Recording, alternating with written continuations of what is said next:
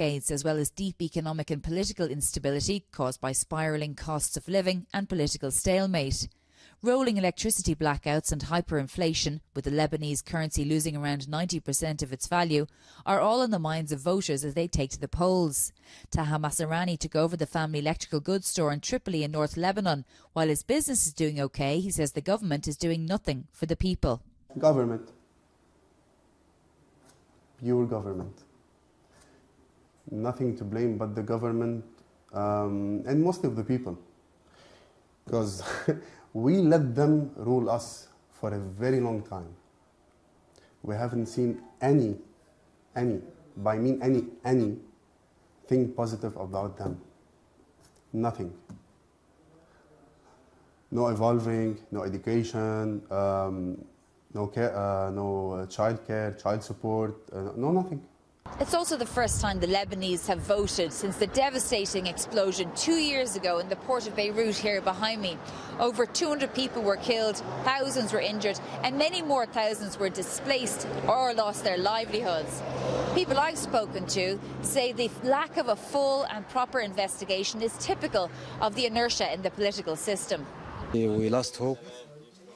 We had some kind of hope with the explosion due to especially it's been 2 years ago, and we still don't have the answers.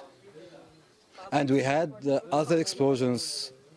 It's like in 2005 and others. The Lebanese political system is complex and based on dividing religions. A voter's choice of candidate is predetermined based on their religion, and there's little motivation for the sides to work together. The one I want to vote, I cannot vote because of my religion, because he's not on he's not the same. He doesn't have the same religion as I. Meanwhile, an EU election observation mission has been underway since March to assess the validity of the ballot. Shona Murray, Euronews, Lebanon.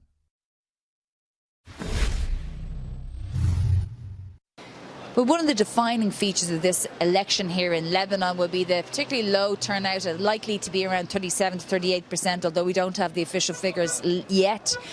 Now, it had been expected that fewer people would turn up because of the mood of the nation being pretty bad.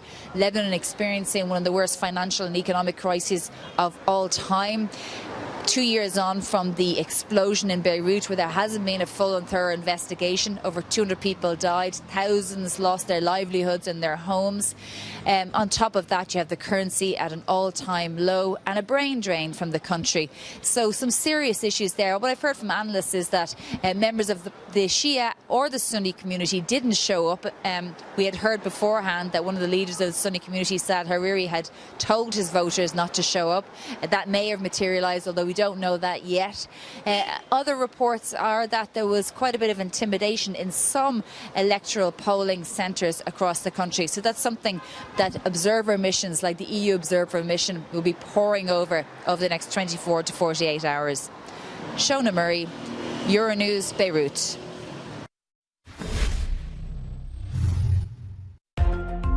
North Korea has reported 8 new deaths and nearly 400,000 new cases of what it's calling fever-like symptoms amid a growing COVID-19 outbreak.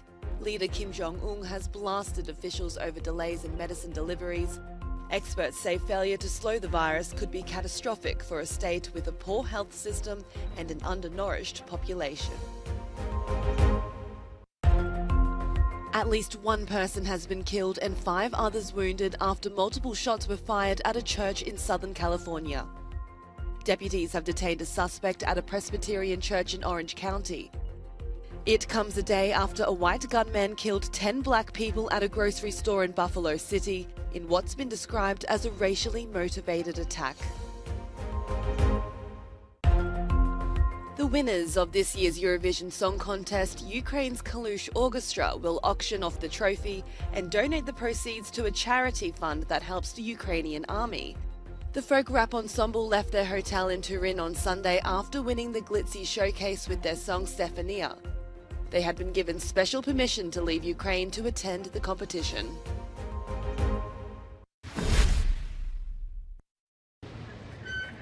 Odessa's Black Sea beaches are off limits to residents who watch from afar the white sand hiding deadly traps for Russian soldiers. At the start of the war, the Ukrainian military planted mines here to prevent Russian landings, but many hope they will be able to enjoy the coast when summer arrives. Люди вийдуть на пляжі вже I цього think року, people тому will що go to одеситів the важко beach this спинити year перед because пляжем. Odessans are hard to Але stop when it масово люди comes to почнуть the sea. повертатися I вже think аж more people will на start наступний coming рік. back next Тобто year. сезон буде The season will на resume наступний properly рік. next year, but Люди people почнуть will start to відпочивати. relax. But Russia's invasion is likely to have a lasting impact on the country's tourism industry, particularly due to the damaged infrastructure, including dozens of destroyed hotels. Hotel Jules Verne in Zatoka, to the south of Odessa, used to be rated as very good in online booking services. But look at it now. The complex was completely destroyed earlier this month when a Russian rocket fired from the Black Sea hit right next to the pool. Workers said at least 4 people were gravely injured by the strike.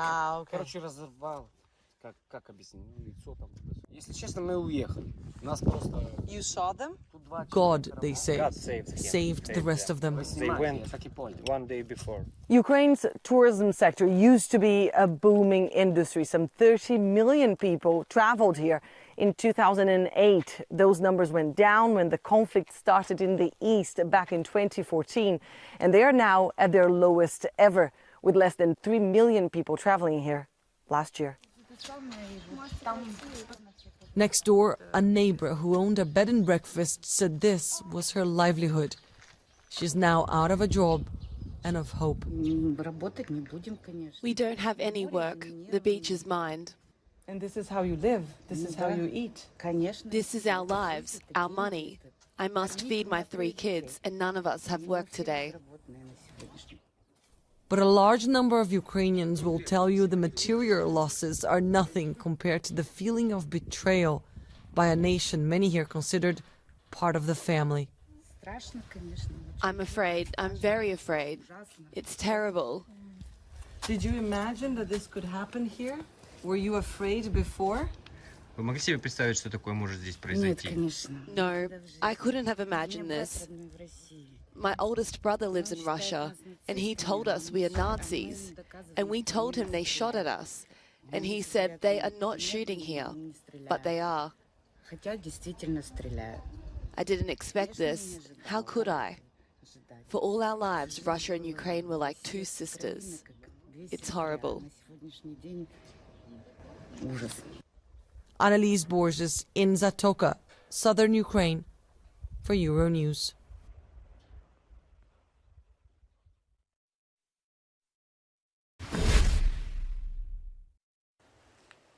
Finland is not the sort of place you'd imagine to have much of an agricultural industry, given its severe long winters and rather cold short summers. Yet its hardy conditions have led it to specialise in tough crops such as oats, and it's now the world's 2nd largest exporter of them. But to grow any other product, like strawberries or fresh veg, Finland needs heated greenhouses. In the wake of the war in Ukraine and soaring gas prices, this is a bit of a problem. But undeterred, the country is innovating and developing less energy-intensive foods with proteins from oats that they already have. That is the place which starts to transform the proteins into some sort of network that resembles the meat-like structure, similar to beef. And it's quite good, yes. Soaring prices for food have led many countries to reconsider the importance of domestic food security. In tough circumstances,